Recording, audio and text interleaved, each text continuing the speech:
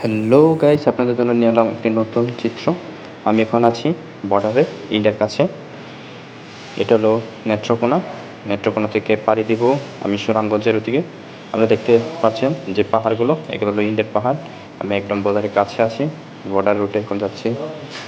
আপনাদের জন্য একটা নিয়ে এলাম সুন্দর একটি ব্লগ, আপনারা দেখতে থাকুন। যদি ভালো লাগে লাইক সাবস্ক্রাইব করে পাশে থাকবেন, আর বেল আইকনে বাজিয়ে দিবেন নতুন নতুন ভিডিও পাওয়ার জন্য। আমি যাচ্ছি ফুটবল খেলার জন্য।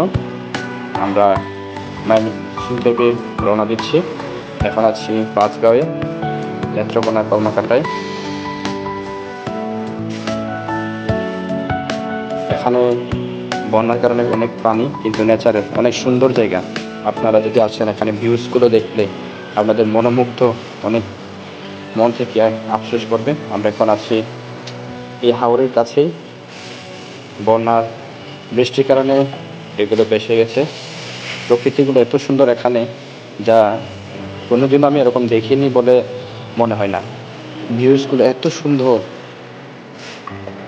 আমার মনটা কেড়ে নিয়েছে এই প্রকৃতিগুলো।